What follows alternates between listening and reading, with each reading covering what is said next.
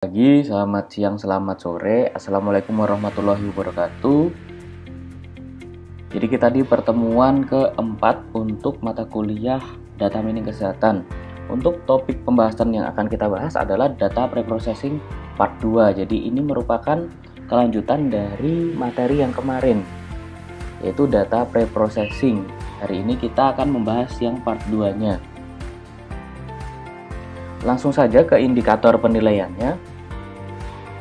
Yang pertama, mahasiswa mampu menjelaskan data reduction. Yang kedua, mahasiswa mampu menjelaskan discretization data. Yang ketiga, mahasiswa mampu menjelaskan konsep generalisasi. Langsung saja, data processing part 2 di bidang kesehatan. Apa itu data reduction? Data reduction adalah proses pengurangan data, tentunya membuat data lebih sedikit volume di dalamnya. Tetapi di situ ada ketentuannya, tetap harus menjaga kualitas informasi yang ada. Jadi untuk data reduction dilakukan untuk mengatasi ukuran data yang terlalu besar yang dapat menimbulkan ketidakefisienan proses dan peningkatan biaya pemrosesan. Jadi misalkan kalau kita punya data yang sangat besar, itu untuk pemrosesannya itu kan akan membutuhkan waktu yang lebih lama. Kalau misalkan waktunya lebih lama, otomatis akan menyebabkan pembengkakan biaya untuk pemrosesan data. Untuk data reduction juga bertujuan untuk menggabungkan informasi yang terdapat dalam suatu dataset yang besar menjadi dataset yang lebih kecil. Metodenya sangat banyak sekali, ada yang namanya tabulasi sederhana, penggunaan statistik deskriptif, atau teknik yang lebih canggih lainnya seperti clustering, analisis komponen utama, dan masih banyak lagi. Nah, ini adalah teknik dari reduction. Ini tekniknya ya, jadi bukan langkah-langkahnya. Jadi yang pertama ada data cube aggregation, yaitu operasi agregasi diterapkan ke data dalam pembangunan kubus data. Jadi kalau misalkan kita itu menuliskan data, kan pastinya ditulis menggunakan data 2 dimensi. Tapi di kubus data ini kita bisa menuliskan data menjadi data 3 dimensi. Contohnya sebentar ini. Nah, ini adalah contoh dari data cube aggregation. Jadi kita bisa membuat atau memetakan data kita menjadi data 3 dimensi. Nah, contoh yang bisa kita terapkan dalam data cube aggregation ini, misalkan kita punya data kunjungan pasien atau semacamnya. Nah, data tersebut dituliskan misalkan dari tahun 2016 ke 2020. Tentunya datanya itu akan ditulis, ada yang ditulis bulanan, ada yang ditulis triwulan, atau ada yang ditulis per tahun. Tapi dengan adanya data cube aggregation ini kita bisa menuliskan hanya 4 tahun saja. Jadi di situ ada skala waktu, kita bisa meringkas data dengan lebih singkat lagi. Jadi misalkan kalau datanya itu bentuknya angka, ya kita harus menjumlahkan angka tersebut. Terus kemudian dari masing-masing tahun tersebut kita bisa merelasikan mana sih variabelnya yang sama nanti dibentuk dalam kubus data. Terus ada dimensionality reduction. Dalam pengurangan dimensionalitas, atribut redundan dideteksi dan dihapus yang mengurangi ukuran kumpulan data. Jadi dalam proses reduction ini kita juga harus mencari atribut yang redundan, kemudian dihapus agar datanya itu lebih sederhana dan bisa diolah. Bukan berarti data yang sederhana itu data yang tidak lengkap loh ya.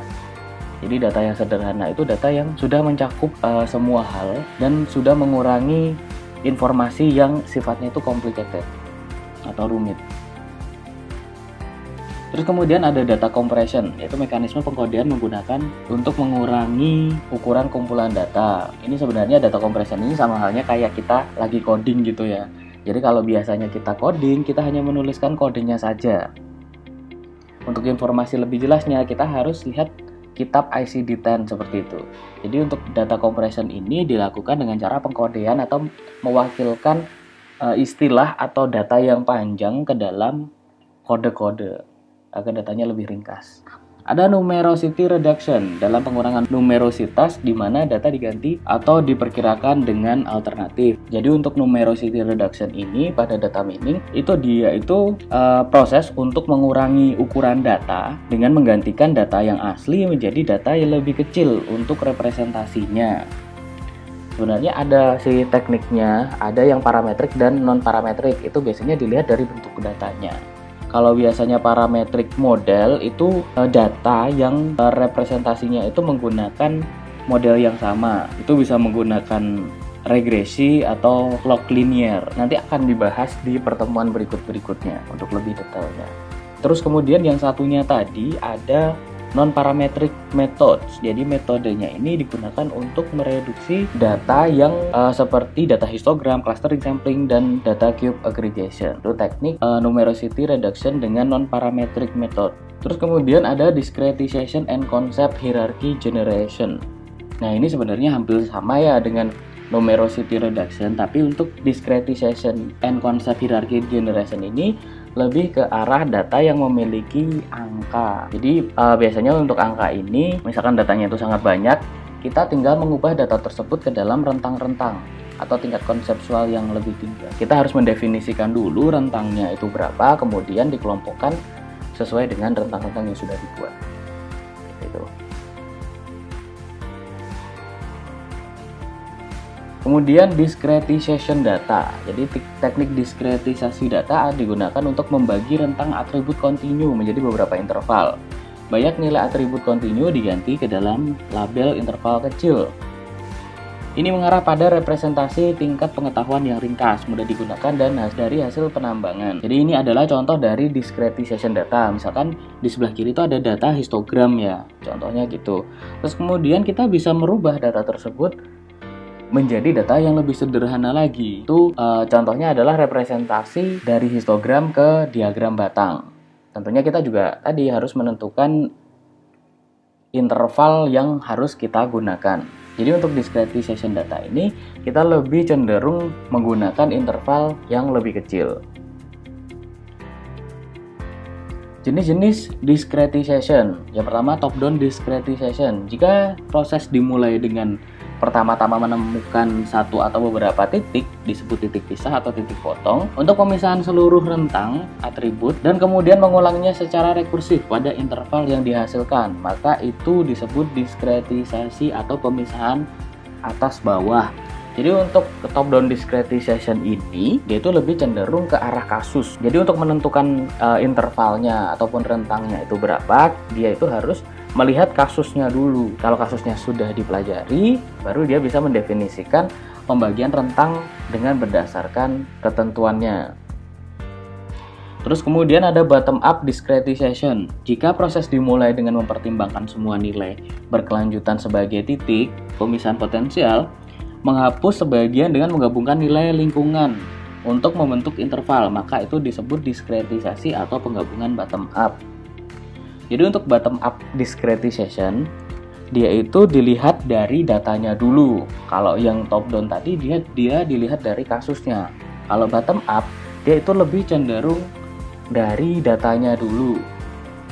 Jadi apabila datanya itu sudah lengkap, datanya itu sudah pas, baru dia membentuk interval atau jarak pembagian datanya. Untuk top down discretization artinya dari atas ke bawah, kalau bottom up dari bawah ke atas. Teknik discretization. Yang pertama binning. Binning adalah teknik pemisahan top down berdasarkan jumlah nampan tertentu. Binning adalah teknik diskretisasi tanpa pengawasan. Jadi untuk teknik binning, saya jelaskan dulu.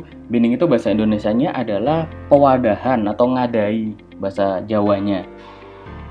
Jadi sebuah metode sederhana yang biasanya mudah dilakukan sih, dengan cara mengurutkan nilai-nilai pada suatu atribut lalu membaginya ke dalam sejumlah wadah atau biasa disebut sebagai bin.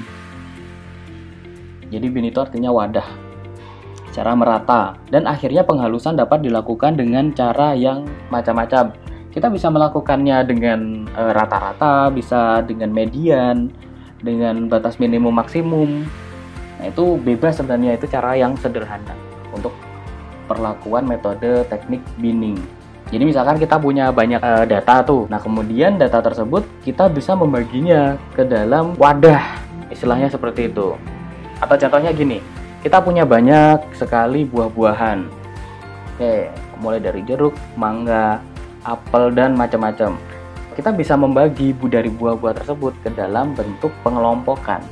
Mau dikelompokkan berdasarkan warna, mau dikelompokkan berdasarkan ukurannya, mau dikelompokkan berdasarkan jenis kandungan atau vitaminnya. Nah, itu banyak hal yang bisa dilakukan di situ. Tapi untuk teknik binding, untuk pengolahan binding itu biasanya diperuntukkan untuk pengelompokan dalam bentuk angka yang bisa dilihat dari berdasarkan rata-rata, median, ataupun juga nilai minimum dan maksimum. Yang kedua, analisis histogram. Karena analisis histogram tidak menggunakan informasi kelas, maka teknik ini merupakan teknik diskretisasi tanpa pengawasan.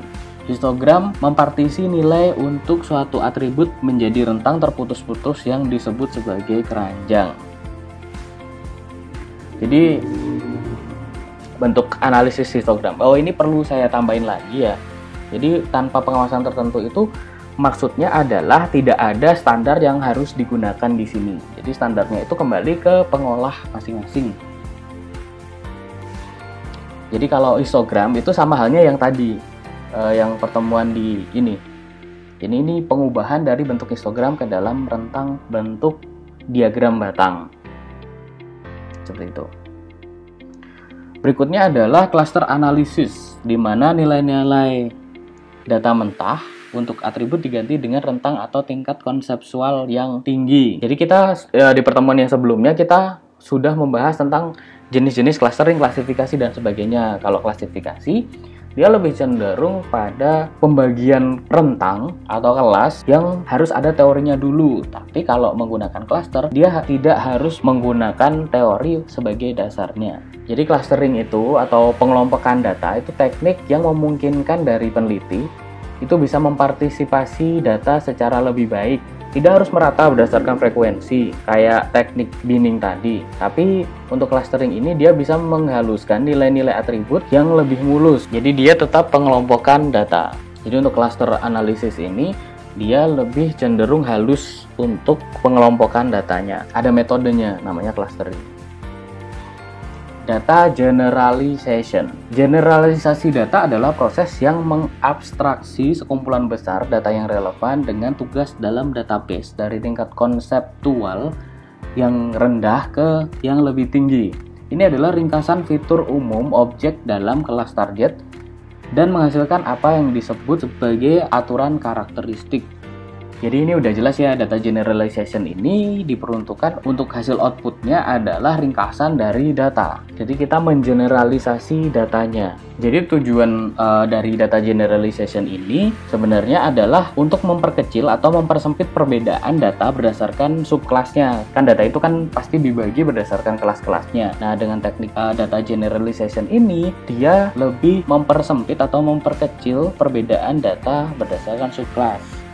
Kemudian dari subkelas tersebut disatukan menjadi sebuah superkelas yang berguna untuk menampung beberapa data dari subkelas. Jadi tadi kan udah dibagi tuh datanya tuh kecil-kecil, misalkan gitu. Atau datanya itu sudah dibuat ini berdasarkan ini berdasarkan ini berdasarkan ini. Ternyata di data generalization ini dia bisa melihat dari sudut pandang lain. Oh, ternyata berdasarkan ini nih 3 kelas ini ternyata memiliki kemiripan. Atau oh ternyata dua kelas ini memiliki kemiripan yang sama. Nah, datanya itu bisa dijadikan satu. Jadi untuk mengeneralisasi data ke dalam kurva atau kelompok, ke dalam kelompok yang lebih umum.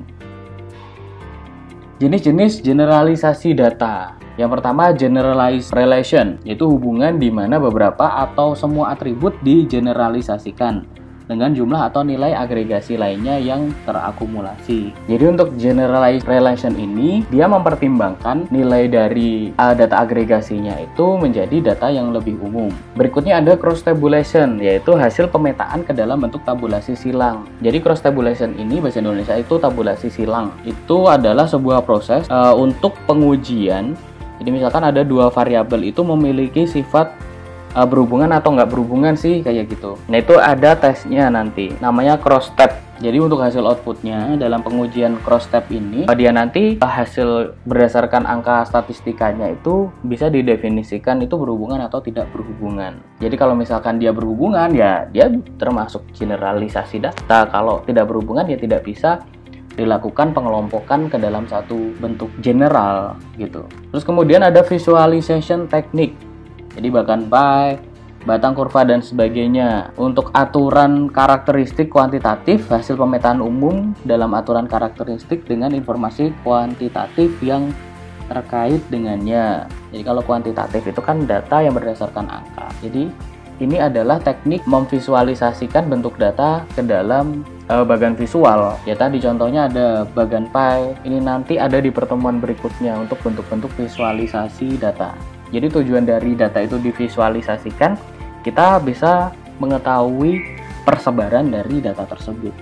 Untuk teknik visualisasi ini diperuntukkan untuk data yang memiliki nilai kuantitatif. Oke, terima kasih. Semoga bisa bermanfaat. Apabila ada pertanyaan, silahkan ke bagian diskusi kelas. Terima kasih. Semoga bisa memberikan pencerahan.